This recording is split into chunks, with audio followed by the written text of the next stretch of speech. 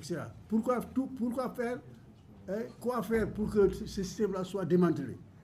Et c'est tout ce travail-là qui a été fait à travers du meeting, à travers des marches, à travers des rassemblements, hein, à travers des engagements, à travers de la répression féroce, et essentiellement contre Sonko, qu'on a séquestré ici pendant 56 jours, Sonko qui s'est replié à Ziguinchor, Sonko qu'on a arrêté, etc. Donc ça, c'est une révolution parce qu'ils n'ont pas caché leur objectif, c'était de mettre à bas le système qui était là. Et quand un système néocolonialiste est abattu, c'est une révolution par rapport à ce qui s'est déroulé jusqu'à présent. Donc, il faut prendre ça pour eux. Maintenant, ceux qui sont responsables de l'application de ce programme, il peut y avoir maintenant des manques. Et ce que nous avons constaté au niveau du président de la République, au niveau de Diomaye, qui était un frère de parti. Et je l'ai dit ici, moi, ces comportements, les combats qu'il fait, ne sont pas des comportements d'un révolutionnaire. Et ce qui peut expliquer ce qu'il est en train de faire, montre simplement qu'il passe à côté. C'est ça la réalité. Mais ce que nous voulons, c'est une révolution. Maintenant, on dit que nous devons souffrir. Mais ça, c'est des déclarations, mais avant les mesures qui ont été prises par le pouvoir. Pour le panier de la ménagère d'abord, les emplois qui ont été créés, etc. Mais quand on compare maintenant la façon de faire de ceux qui étaient là et de ceux qui sont aujourd'hui ici, c'est là où on peut constater un changement, parce que les gens puisaient dans les caisses de l'État et distribuaient au sein de la population.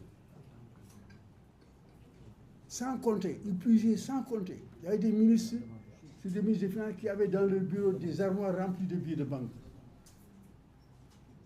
Et l'argent coulait à gogo. Mais c'était l'argent du trésor public. C'était l'argent des contribuables. C'était des voleurs. Ils volaient l'argent, ils le distribuaient. C'est ce que le peuple a appelé Tor Mouidor, Nelaw Mouidor, etc. amatul boo toog sa bët toogatu si amatul moo tax daal maa ngi si ne dañoo sonn réew mi sonn ñu. Ceux qui avaient des salaires continuent de toucher leur salaire. Ceux qui travaillaient continuent de travailler. Ceux qui vivaient honnêtement continuent de vivre honnêtement. Mais ceux qui disent que le pays ne marche pas, c'est ceux qui ñu daan toog muy dox ñu daan tëdd muy dox muy dox tey amatuñu dara. Mais le pays marche et le pays va marcher. Et on me parle des ponts, etc., de terre. Mais je dis souvent que mais tu parles de Go 221. Mais pour moi, le New Deal, le New Technologique, vaut plus que 10 ponts. La digitalisation des services administratifs vaut plus que 10 ponts. da ngay nekk Kédougou nga am rendez-vous hôpital principal. Il faut que jël oto dugg ci oto ñëw dugg ba hôpital ñooy la noonu dañ koy renvoyer. Tey avec la digitalisation Kédougou ngay toog composé ñu wax la li nga war def d'autres, tu gagnes sur la fatigue, tu gagnes sur le transport, tu gagnes sur la corruption que tu vas donner aux ressources qui vont te prendre. Mais ça, c'est des réalisations immatérielles, mais qui sont là. Oui. Voilà ce qu'il faut faire. Donc moi je dis que ñi wax réew mi doxul, c'est pas vrai. Réew maa ngi dox.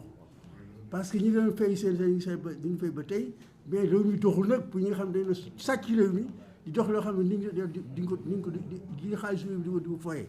Loolu amatul. On l'a souhaité. Ku ko gis ñun laa wax dañ koy dégager def la ci kaso bi nangu li nga yor. Voilà, c'est pourquoi ñu naan réew mi dox réew maa ngi dox. li ma ci mën a li ma bëgg compléter sur la révolution. Le président de la République qui dit que révolution amul parce que est-ce que am na nu ñuy sacrifié wu kon fàtte na ñi nga xam ni dans le parcours de la révolution pour l'amener au pouvoir se sont sacrifiés ba mu am plus de 80 morts. Mais l'esprit qu'il a animé au moment bu ñuy célébrer ces gens-là mu teg excuse pour dem di waxtaani Côte d'Ivoire si ce même esprit moo ko animé mais il oublie, il comprend même pas qu'il était dans une révolution qu'il a amené ici. Le seul problème qu'il y a su fekkoon ne lui quand il se comporte comme ni mu doon comporté au moment de ces faits bi mu méttee nag kenn mësu ko gis ci xeex bi nag qu'on se dise la vérité au moment bi ñuy xeex bu metti moom mi ngi lune de miel au moment bi ñuy xeex bu metti mi ngi lune de miel donc bu fekkoon ni conscient na comme ñun révolution képp ku dul moom ku nekkoon foofu à sa place war a décider des lendemains du pays ah di nga agir en révolutionnaire. Lui, ce n'est pas lui qui comprend pas s'il y a révolution ou non, c'est la révolution qui l'a quitté. Mais nous continuons notre chemin. Notre chemin, ce projet-là, réussira coûte que coûte. Wallahi, il n'y a aucun problème. Maintenant, dans mes abos, une phrase, une dame, une tiktokeuse, je ne citerai pas son nom, qui explique ce que tu viens de dire, Réumi Nekhul.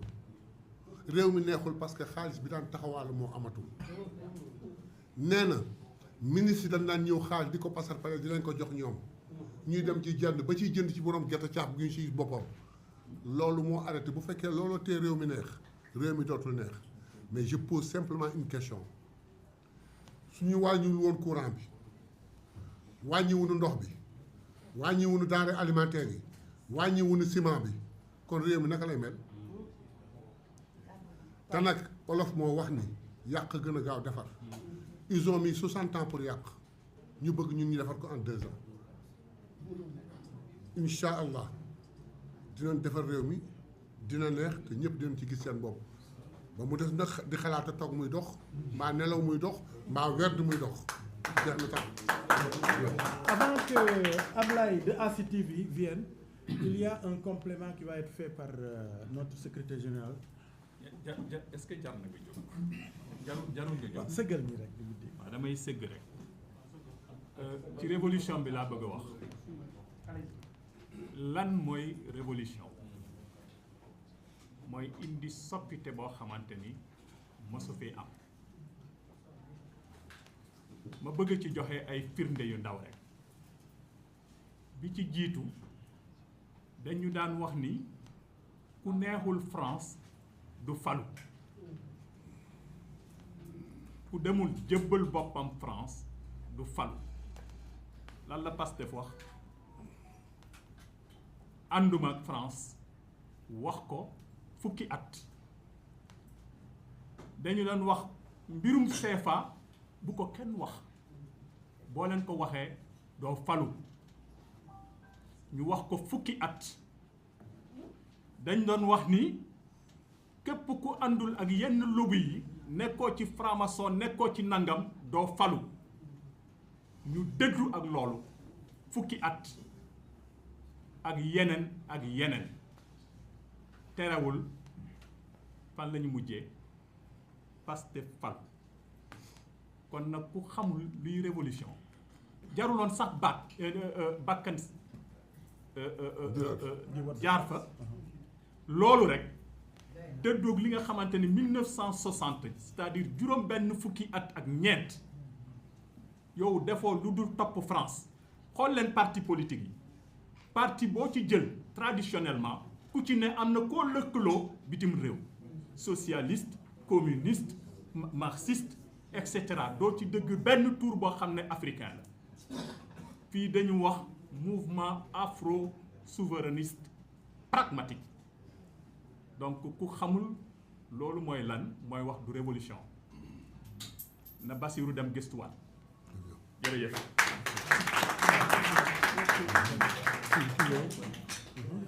waaw c'est Ablaye. Mbaye Mbaye ACTV.